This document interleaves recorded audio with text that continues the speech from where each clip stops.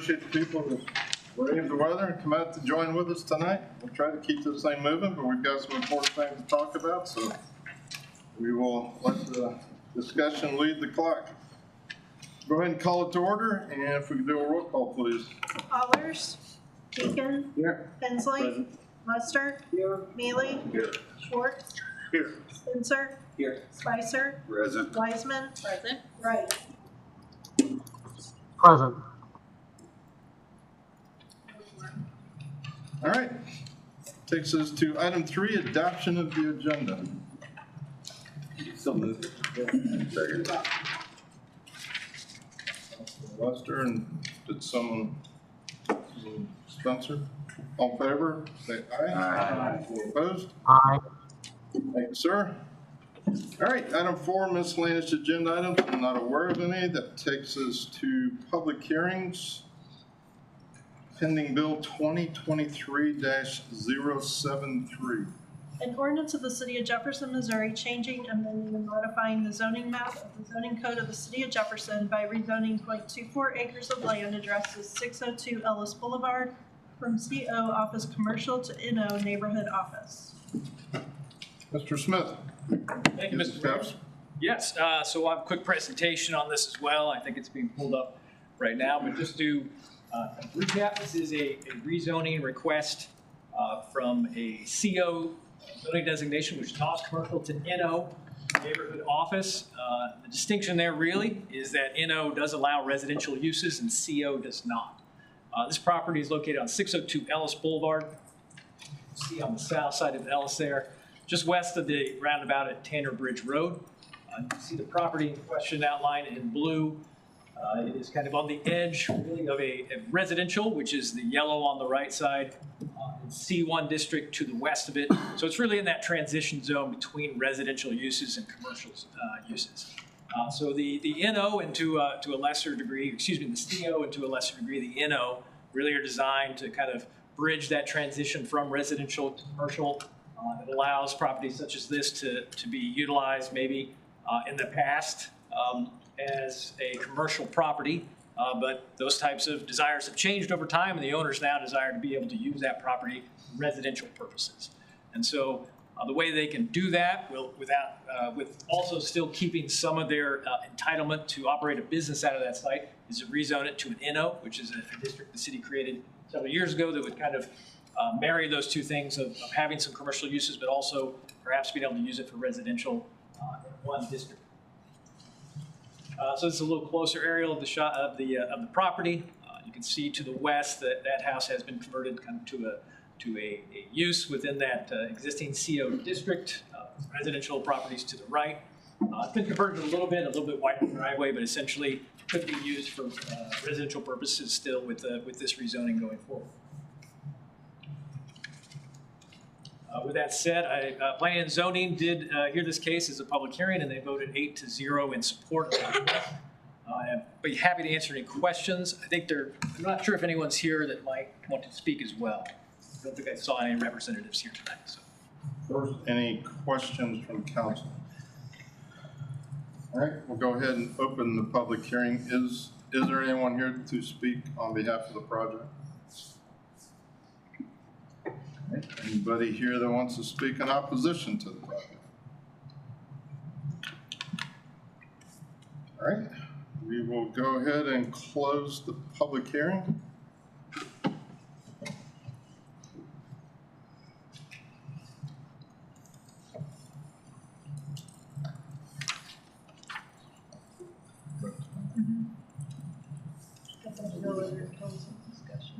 Any other council discussion on this bill? All right, we'll have it. Just do a roll call. All right, we're ready for a roll call vote. Allers, Deacon, Aye. Hensley, Aye. Lester, Mealy, Aye. Schwartz, Spencer, Spicer, Aye. Wiseman, Wright. Aye. Bill passes. All right, item 2, resolution 2023-40.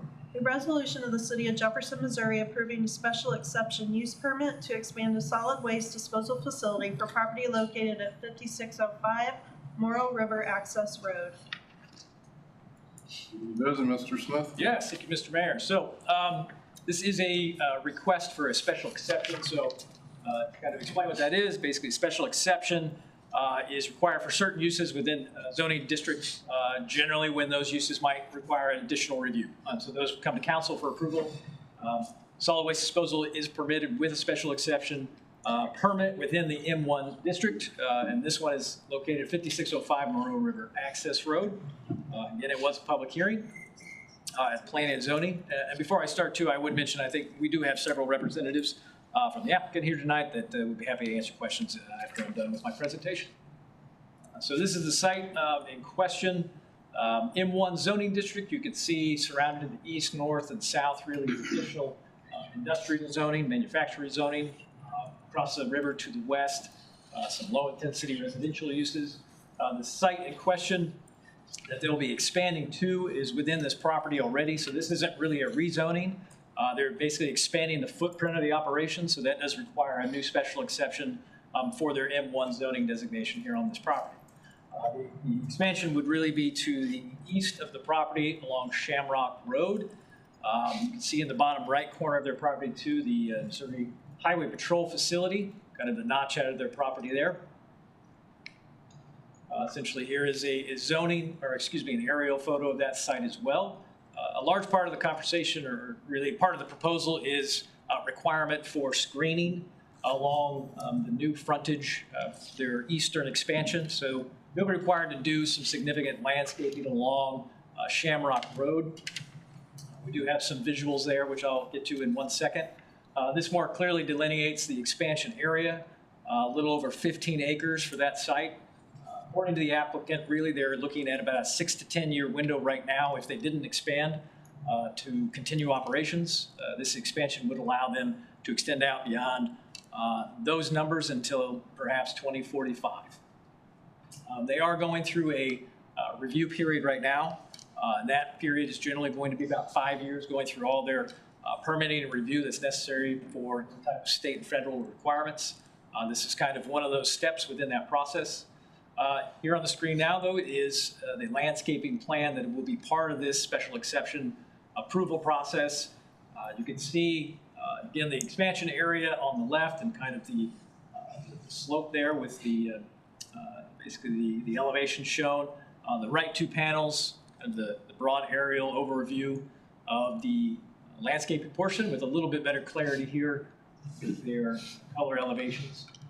On the top, you can kind of see the line of sight exhibit that shows cars and pedestrians along Shamrock Road and how their view might be obscured by that buffering that they're going to be putting in. At the top there is kind of initial screening, but then of course, landscaping does take a while to grow in, so the bottom is really what you could expect to see after a number of years of that growth of the vegetation. The Planning and Zoning did review this request and did vote approval 8-0. I'd be happy to answer any questions on that, but again, we do have some representatives from the applicant here that'd be happy to answer questions. Any questions directly for Mr. Smith before we open the hearing? All right, we'll go ahead and open the public hearing. Is there someone to speak on behalf of the resolution? Glad to answer any questions you might have. Questions?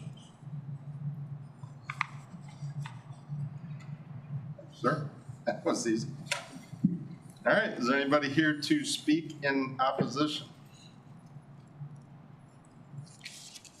Okay, seeing none. Anyone else here to speak in support or in opposition? All right, we will go ahead and close the public hearing. This is a resolution, so we'll need action to get this on the table. Move that we accept the resolution RS 2023-40. All right, we got a motion and a second. Any other discussion? Roll call vote. Deacon? Aye. Hensley? Aye. Lester? Aye. Healy? Schwartz? Spencer? Spicer? Aye. Wiseman? Wright? Aye. Allers. Resolution is adopted.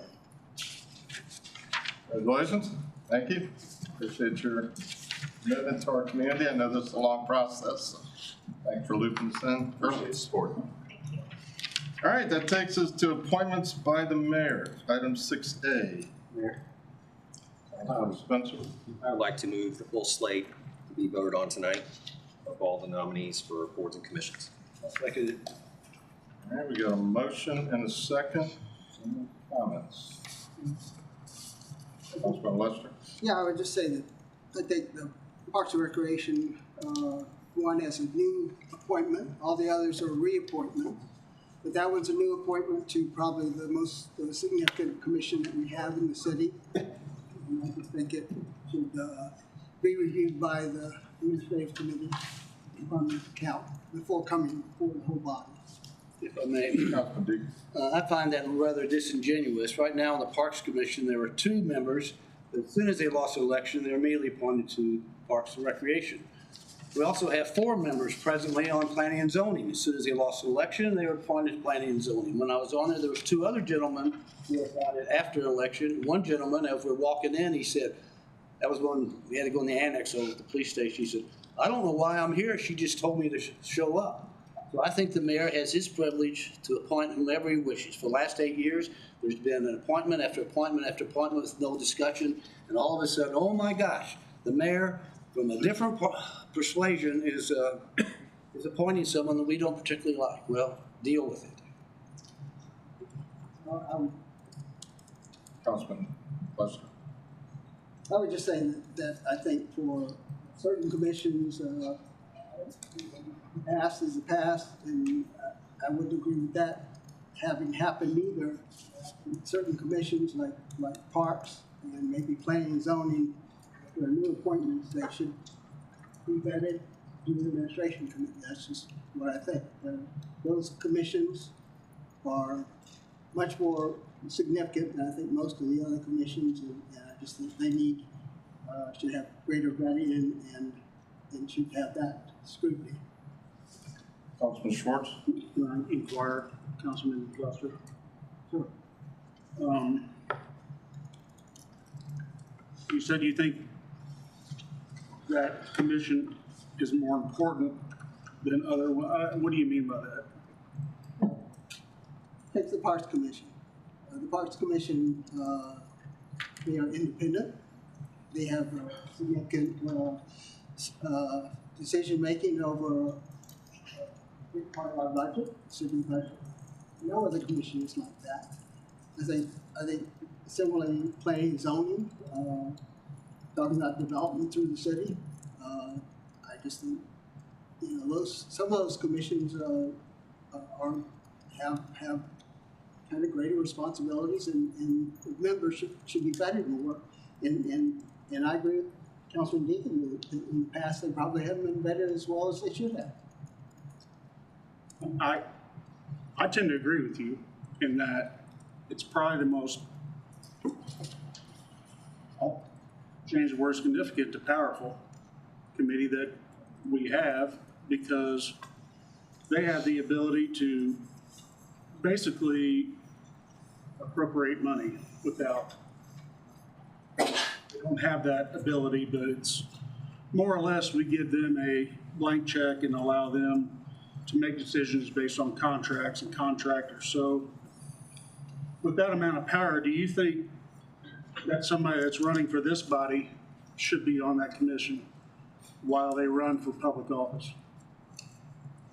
While they run for public office, I don't think there's a problem with them running while they're running for public. You don't think that somebody that has the ability to give contracts, spend city money,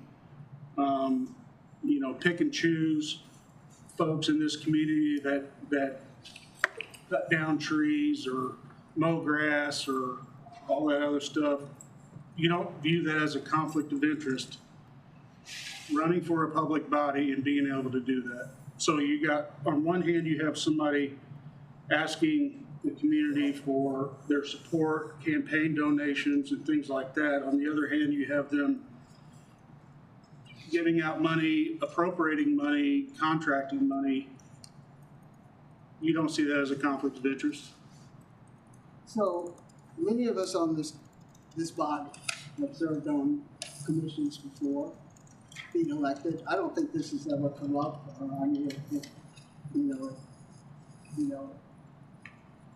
I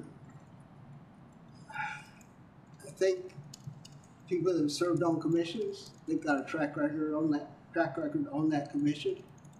You know, and if they're running for public office and they have that track record, you know, you're saying something in a few months, you know, very little time between the filing and the elections. No, I just don't see that as related to these type of situations. So that's just how I see it. I was on planning and zoning, Jack was on planning and zoning. Many of us have been on commissions, and I'm sure people have been on parks commissions before. I don't think this has ever come up. But to your point, planning and zoning, or basically no other commission that we have has the ability to let a contract or more or less appropriate money because of the charter to different entities. So I think it's highly different than planning and zoning. Can you point to any contracts that are currently under consideration? You're talking about it in a couple of months here that we're talking about? I don't. No, I'm just asking if you feel like it's a conflict of interest to be able to have that ability while running for public office. In this type of scenario situation, no. I'm talking about a couple of months and somebody who has served on the commission for a long time. Councilman Mealy? Yeah, I'd like to make a motion that the, We've already got a motion on the table. well, You can amend the different of a motion that would probably need to come first, because I'd like to There's a hold. motion on the table in a second. We have an action item on the table. You can amend the action item that's on the table. I would amend that we move forward with all appointments besides the Parks and Rec Commission appointment, and I'll briefly explain why I feel that way. This application, You have a second for the amendment. I'll second that. thank you, this application concerns me. Education, incomplete. Experience, none. So I checked in with the city to find out how many applicants we had, and we have quite a few applicants. So this is the extent of the application. I mean, I would like to talk to the applicant, and, you know, if I'm a business and I'm hiring people to help my business be successful, then this is a big deal. So that's my reasoning for, you know, talking with the admin committee. Councilman Schwartz, then Councilman Spencer. To inquire, Councilman Mealy. Proceed. Do you feel threatened by strong, smart women that work at the Capitol? Is that a problem? I'm not going to answer that. And you're speaking of conflict of interest. You were promoting your brother in council chambers to a position in Parks. So I don't need to talk to you, you know. Conflict of interest. Whoa, dude. First off, I have no idea what you're talking about, but my question is, Yeah, you do. do you feel threatened I don't by need to strong, speak to you. smart women You that can work talk at the to somebody Capitol? else here in this council. It's not going to be me. Do you feel threatened by strong, smart women that work at the Capitol? Because you've been opposed to the last two women that have been up in front of this committee for the Parks Commission, both of which work at the Capitol. You've opposed both of them. I'm opposed to the first I'm not done yet. appointment. I'm not done. Fired me. What are you doing yelling, dude? I'm not done. Chill out. All right, let's, You're loose.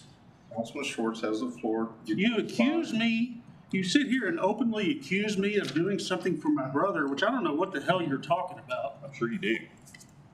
Well, I would like the sun to shine on that then, buddy. I will. Please do. Is it your intent to be misogynistic with malicious intent toward these women? I don't want you putting words in my mouth. Misogyny I'm asking you a is nothing question. that's ever crossed me, dude. That's just crazy. I'm not a The dude. first I'm a councilman. I'm not a dude. I'm a proposed councilman. pickleball courts in my ward, something that the Parks Department had worked forever on.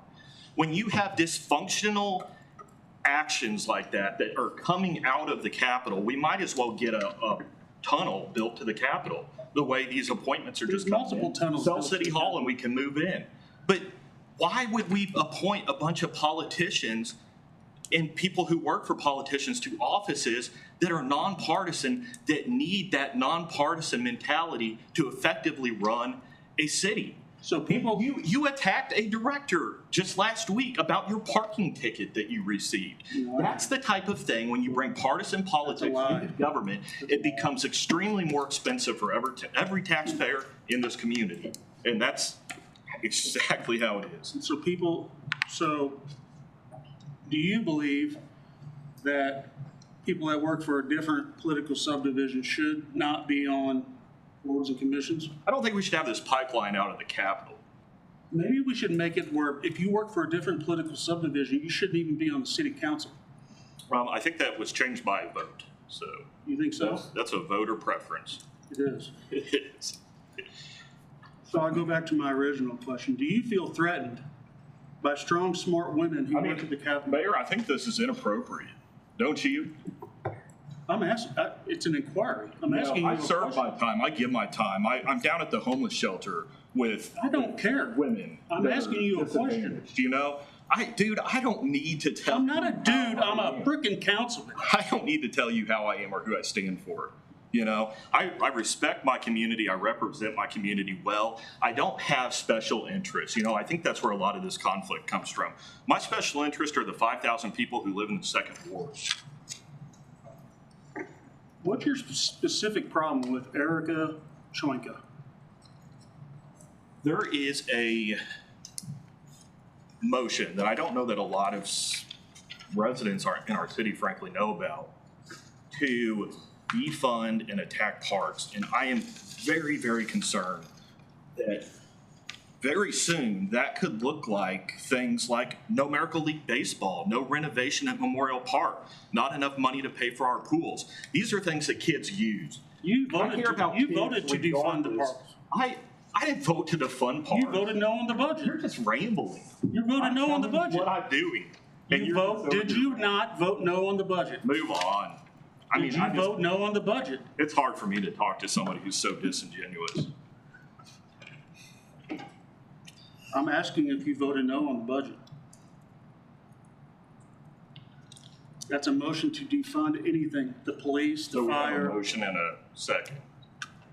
Oh, we still have discussion. I'll end this inquiry, but it's clear that Mr. Mealy has a significant problem with women being on the Parks Commission that don't necessarily agree with him on certain issues.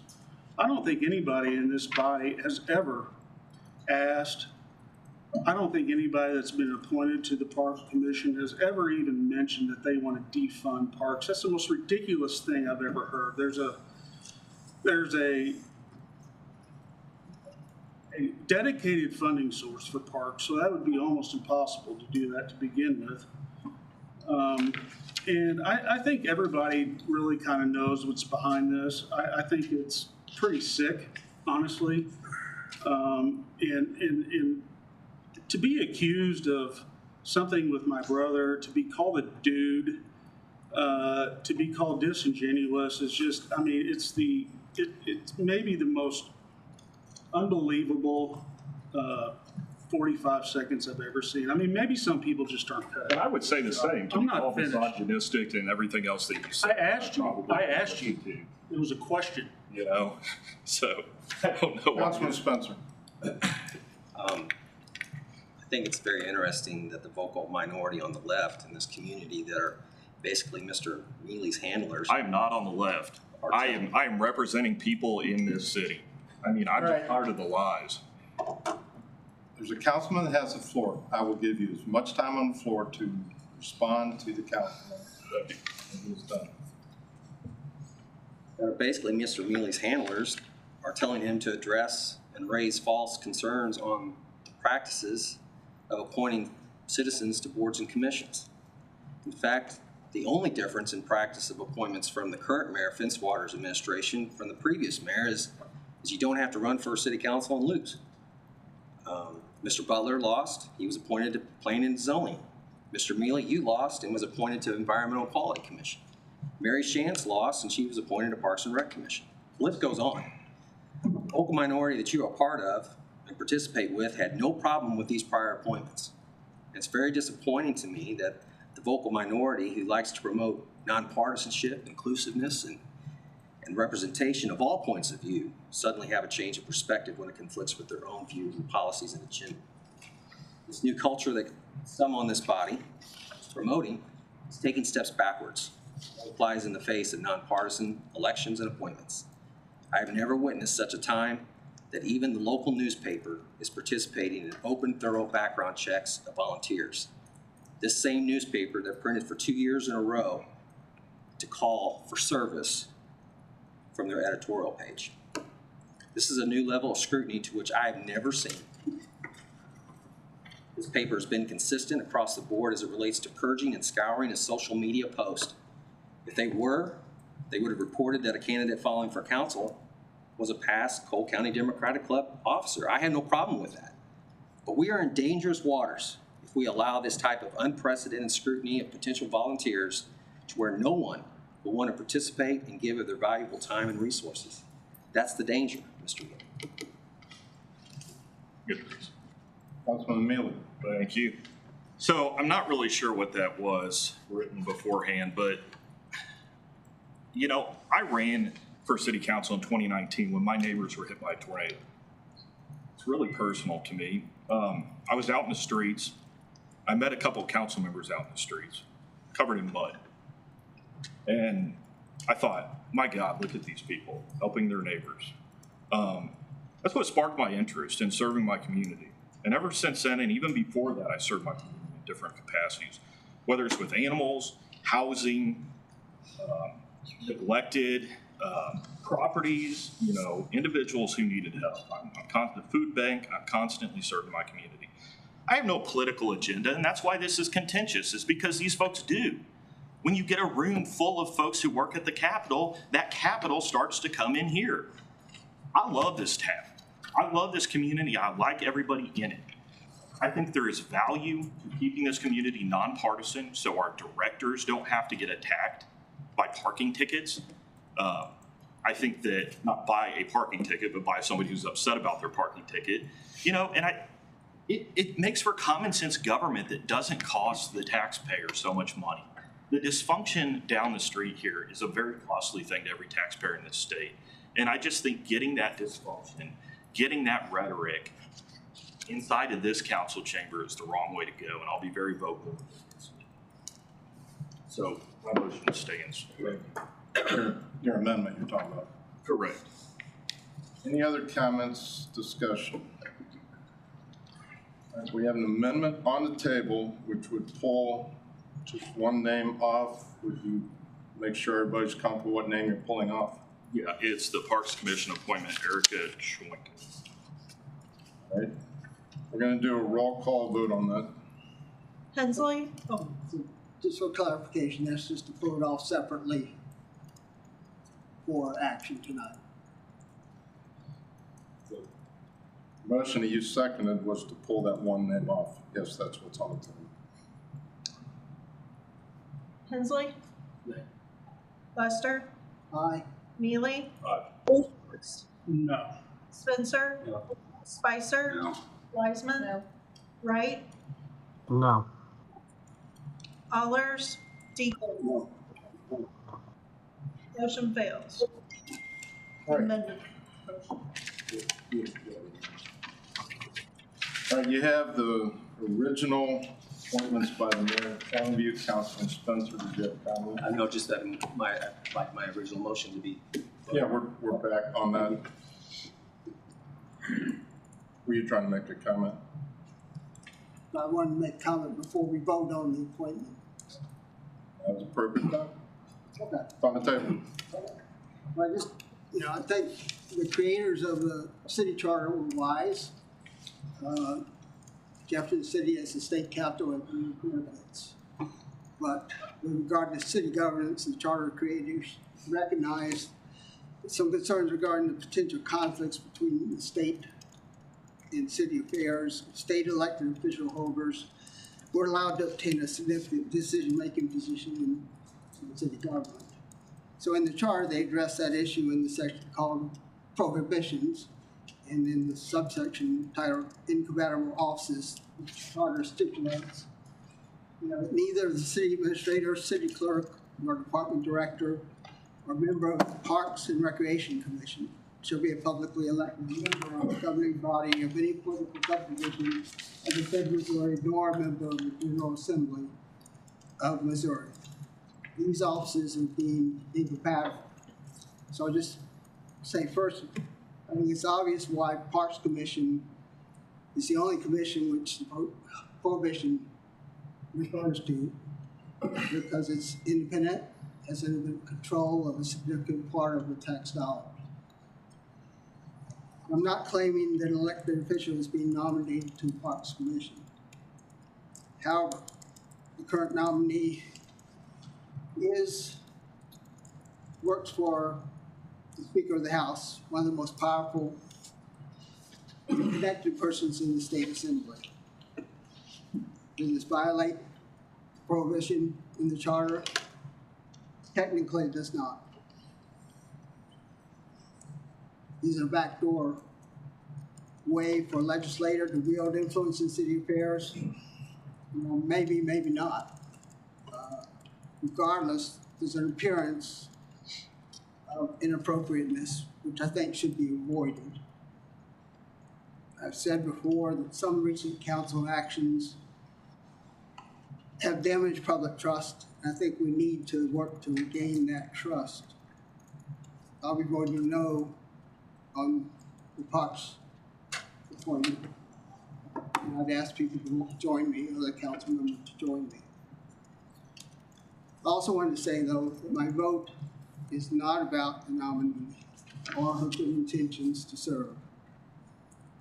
If she's nominated to serve another commission, I vote for her.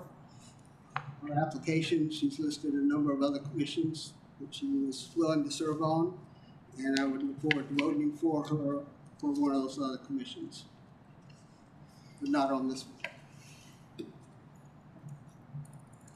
Spencer? Mr. Mayor, could I see that document, please? That document right there. This one? Yeah.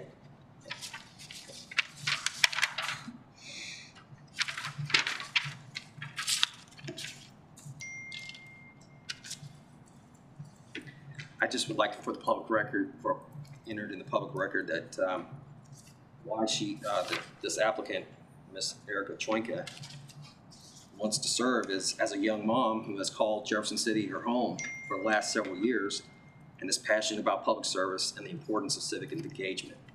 I'm excited to get involved as a volunteer on whichever board or commission I'm most needed. I think that says a lot. Thank you. Thanks. Neely? This is the last time, thank you, Mayor. Well, that's true, and I hope Ms. Troika serves her city well. The application itself is something that I've never seen, even hiring. I've never seen anything like this to this degree, where there's no application, there's no experience. I think one taxpayer value that our community really benefits from is when we appoint people with experience to these departments. They have a value to serve the fellow citizens. And that's really important to me. I don't want to see these commissions become, just a cluster with arguing and things like that. I want to see them work and be able to engage and get things done for our communities. And I think having political, highfalutin political folks coming from the Capitol creates that environment for these commissions. And that's why I will oppose the Parks nomination. Councilman Hensley? Thank you. I think one thing to note is that this is a conversation that is uniquely suited to this city. I don't know if there's another city in Missouri that would be so affected by, actually I'm certain that there's not another city in Missouri who has as high a portion of their population serving the state as employees in varying capacities as this city does. And I think it's one of the things that makes us great and one of the things that makes us special among our peers. When I was elected the first time, I, at that point, had served 7 or 8 years as a state employee in a couple different offices. At that point, I was also on the executive staff of a statewide elected official.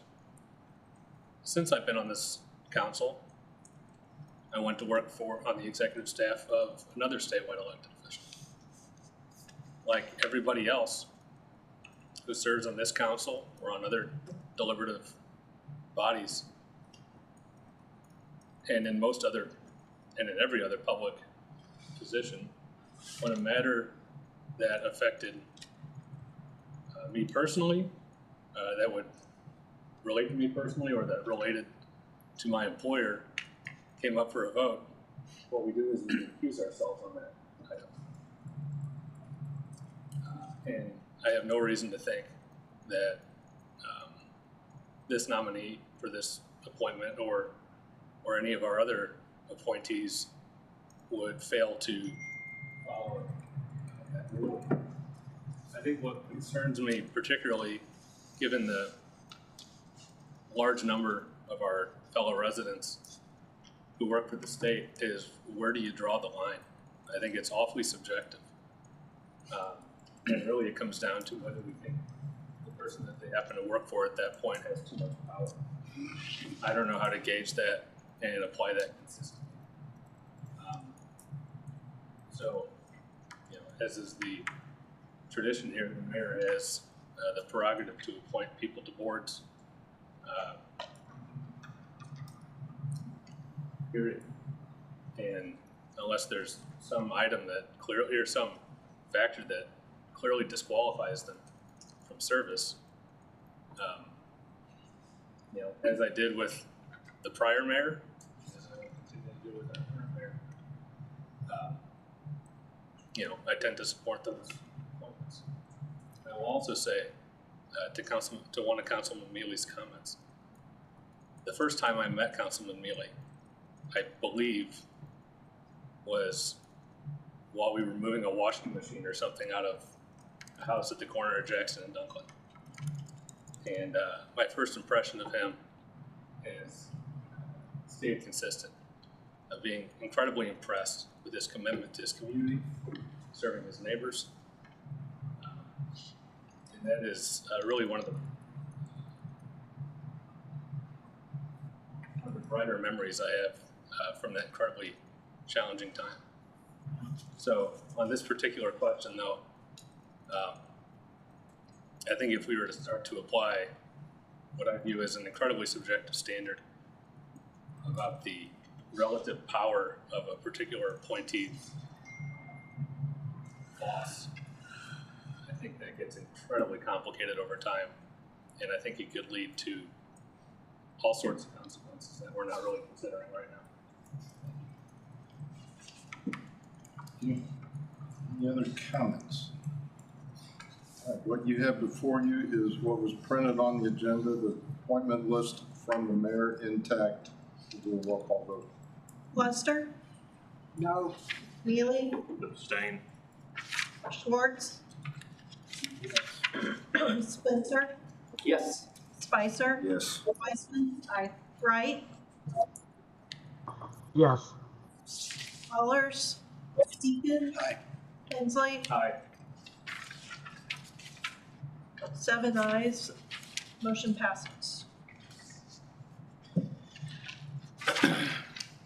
All right, takes us to presentations from staff consultants. Nobody guess? Do you have any? Announcements by mayor, council, and staff. Administration committee. We did not have a meeting this month, but our next slated one is for February 7th. I'm not sure if that's a good day for everyone, but should we need a meeting, then we'll discuss that then. The Finance Committee's January meeting has been canceled. It was to occur this Thursday. That will no longer occur. Our next meeting will be after the second council meeting, the Thursday after the second council meeting. All right. Councilman Spice, Public Safety. Thursday, January 25th, 7:30, police training room. Councilman Spencer, Public Works and Planning. Yes, our next meeting will be February 8th at 7:30 here in the council chambers.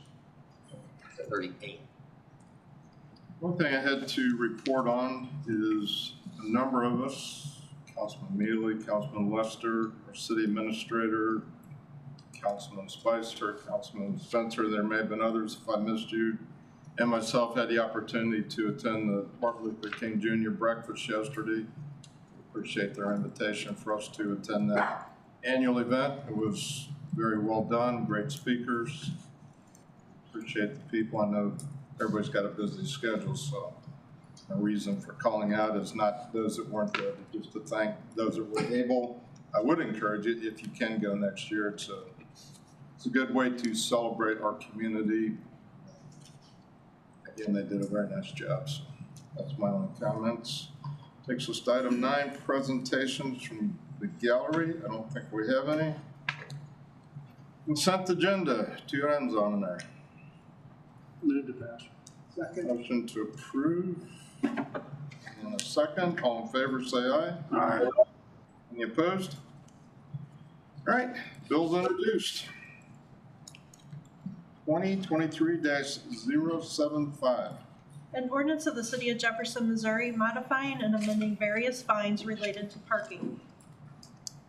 Mr. Moraes, good to have you back. Well, thank you. You got 2 good pegs? Sitting around okay.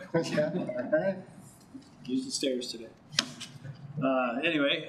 Yes, this bill would modify various fines related to parking. It's noted during the review that some of these were set administratively by the court, so this would move them into the code to codify them by the council. This kind of is a second, or dovetails in with modifying parking rates that was already done by the council. And if we want this to be effective at the same time in February, we wouldn't check mark this tonight. But it would be the end of the world if they were staggered, but might be a little more simple for folks to follow. Any comments or any preference on time frame for action?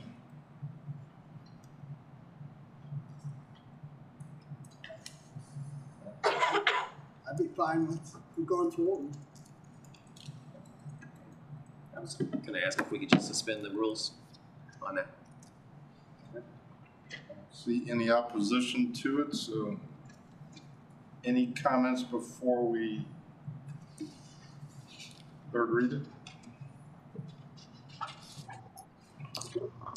An ordinance of the City of Jefferson, Missouri modifying and amending various fines related to parking.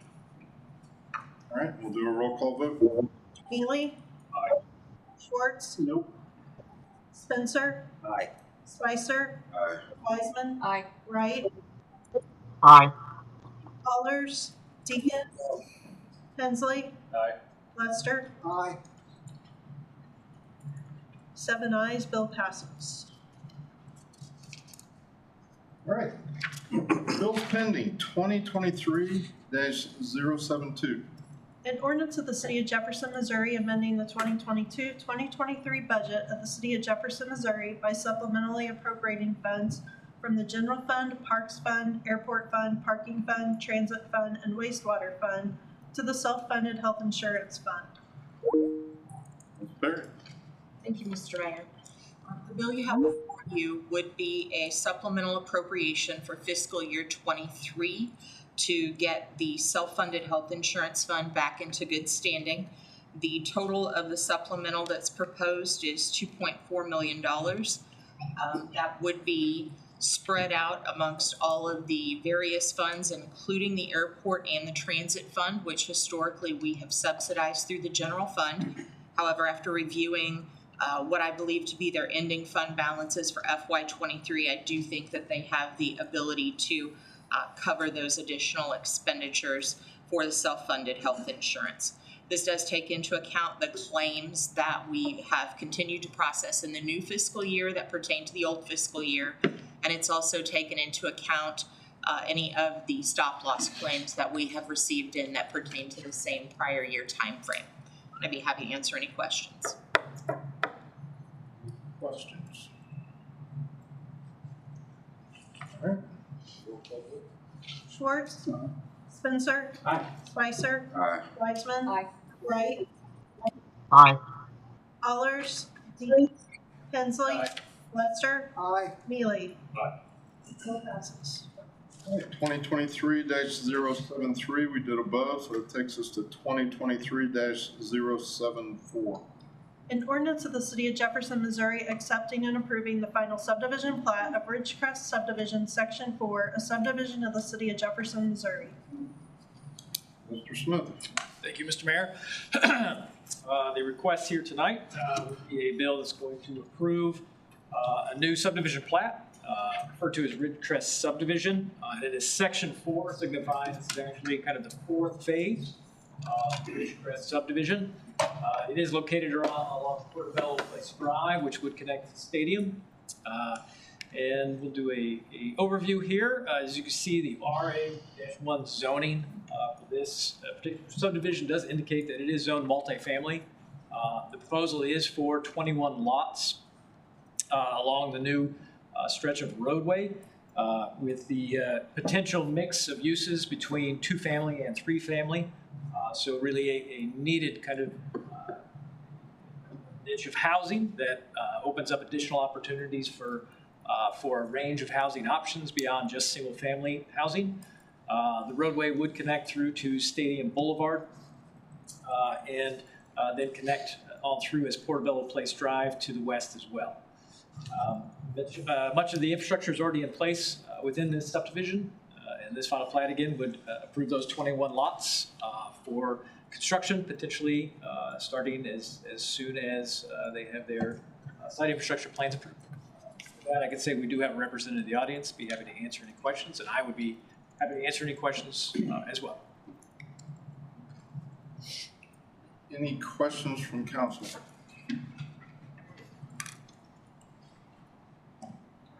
Do roll call vote. Spencer. Aye. Spicer. Aye. Wiseman. Aye. Wright. Aye. Allers. Deacon. Aye. Hensley. Aye. Lester. Aye. Mealy. Schwartz. Bill passes. All right, nothing on informal, takes us to item 14A, resolutions, resolution 2023-42. A resolution supporting the planning study of a tri-level and authorizing the expenditure of contingency funds within sales tax G to fund the study. Mr. Smith. Yes, thank you, Mr. Mayor. So this resolution would be for the supporting of a study that would occur on the tri-level. It's the highway interchange for 50, 63, and 54, and would authorize the expenditure of $25,000 as a matching contribution that would match a consolidated planning grant funds that would come from Campo. So just a little background on the resolution and kind of the tri-level study topic. This last year, there were definitely, I think, several higher profile incidents on the tri-level within that area. That spurred, I think, a little momentum and conversation about the status and the kind of future of the tri-level. Campo, which is the local long-range transportation body within the Jefferson City area, during a board meeting was visited by Gary Plummer from the Chamber of Commerce. He raised this issue and encouraged some additional thought and review and study of the tri-level.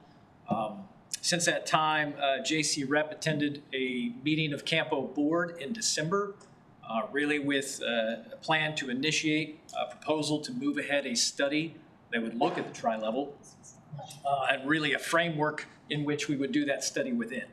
And that framework would be involving Campo, again, as the transportation planning entity, with contributions also from the city and the county. And at that meeting, there was discussion as far as moving that plan along. And Campo is moving that discussion along within the bounds of their meetings. But at that point, the board did move for staff to initiate what would be necessary for Campo to allocate $200,000 within their budget towards a planning study of the trial. Because it is a federal grant, it requires a matching contribution. would require $50,000 to match that $200,000. In conversations with the county, the proposal right now is that that contribution, that matching contribution would be split 50-50. Cole County did meet last week and did vote in support of also contributing those $25,000 match. The Campo Technical Committee met last week. And the Technical Committee did vote with a recommendation to further or to forward to the board, which will be meeting this week, to initiate that budget amendment to actually allocate that $200,000. I would say that the amending budget process through Campo does take several months to accomplish. Our staff put together kind of a timeline in which that might take place. I think the hope would be perhaps by June, we could have a consultant in place ready to have that study started. But there are many steps along that way, and so we do anticipate being back before council with the amended budget because Campo is a function of, or a body of the city, so we would have to come back to the city to approve that allocation. But right now, the resolution would essentially give the go-ahead for Campo to initiate that budget amendment for that $200,000, knowing that they have the matching contributions from both the city and the county. And that planning study, again, we anticipate looking at alternatives, potentially solutions maybe for some of the tri-level issues that are occurring on that site. Not an engineer, but I could probably give you some idea of some of those things, but Mr. Marash probably has a better idea somewhat of what the outcome of that would be. But essentially right now we're at, I think, kind of step one as far as identifying a pathway forward to really initiating a study maybe on a faster timeline than what we might anticipate would be MoDOT's timeline. And I say MoDOT because this is a roadway on the MoDOT network. So we're looking at ways to kind of speed up that process to hopefully make a study available that might identify fixes that we could then look at additional funding for going forward. So I think that's the initial hope with the study. So with that being said, I think we actually do have a representative from JC Rep here tonight. I don't know if he was intending to give any comments on that or be available for any questions, but he's also here as well. So with that, I'd be happy to answer any questions. Any questions, Councilman Spencer? Not any questions, just a comment of appreciation from city staff and especially Mr. Crane for you initiating the timeline document. I know it's an aggressive timeline. I think all the entities that have been working on this know it's an aggressive timeline, but I think it's something we can achieve. I also want to thank JC Rep and especially Paul Sampson coming on board with JC Rep, adding another layer of function to JC Rep with what he brings to the table and to the organization is very appreciated. It's already held significant value for us in the community. So thank you, and thank you for everyone involved. Appreciate it. So I just move that we approve the resolution. Second. We got a motion and a second. So the resolution is on the table before you. Any other comments? Questions? All right, your resolution 2023-42, do a roll call vote. Spicer. Aye. Weissman. Aye. Wright. Aye. Fallers. Deacon. Aye. Hensley. Aye. Lester. Aye. Neely. Aye. Schwartz. Spencer.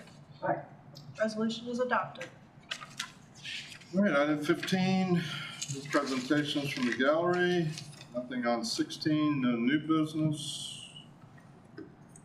Old business, unfinished business. Councilwoman Wiseman. I move to adjourn and go Second. into closed session.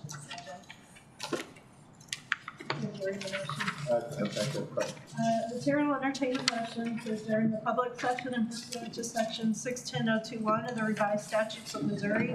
Go into closed session to discuss the following: attorney-client privilege, section